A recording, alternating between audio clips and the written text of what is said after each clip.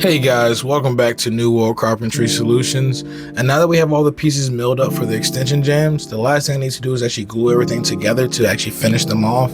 And again, the sandwiches that I'm planning to glue up here is going to be a solid piece of mahogany, roughly 3/4 of an inch, because I plan to have a 1/2 inch reveal on my actual door jamb. So, well, 3/4 reveal off the door jamb and then a 1/2 inch reveal off the extension jamb. By having this piece 3/4, my casing still will only leave mahogany showing. It will lip over the mahogany piece by about 1/4 of an inch, but leaving 1/2 inch exposed. But then the rest of the sandwich is going to be solid pine. So we're going to have a piece of 1.5 inches and then a piece of 11/16 as a backer. That's essentially going to be the framing material that my new casing can then attach to. And also, once I build my entire extension jamb as a solid frame, top, bottom, and top and two sides, I'm able to actually drive screws directly through the framing material into the existing framing next to the door jamb. And then that way I don't have to put any fasteners through the solid pieces of mahogany. Less holes in the hardwood, the better. It makes it look more flawless and more intentional. So by doing so, only thing I need to do right now actually is get everything glued up perfectly flush. I will do a little bit of milling after this just to make sure that everything's perfectly flush and square, because I want to be able to screw this off to the framing and not have anything like kind of cocked backwards and leaving any gaps. So after we get everything glued up and cinched down inside of the clamps, the next thing we're going to do is actually go into the milling process. We're just going to go back through the planer, table saw, and get everything perfectly squared up and flat. We're not going to show all of that, but I do want to show you guys getting everything clamped up and essentially what these blanks or these billets are going to do for me. I also will show you guys at the very end of the video what this looks like once it's attached to the door, and then we're going to go into actually making the casing and trimming out that door as well.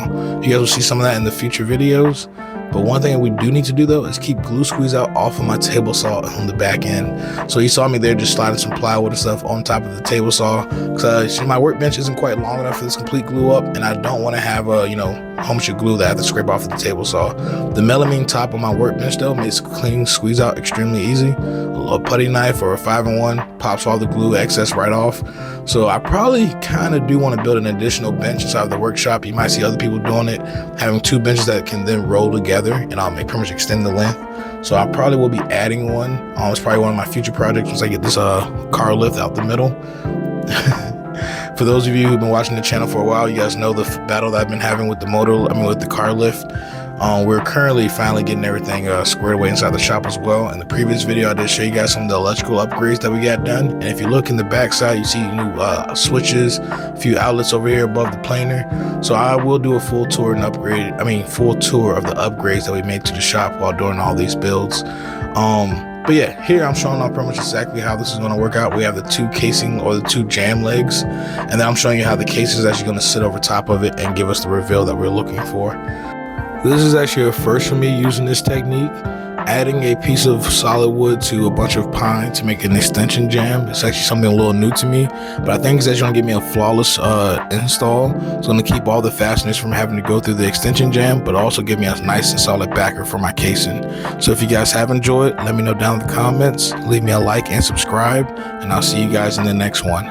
Peace.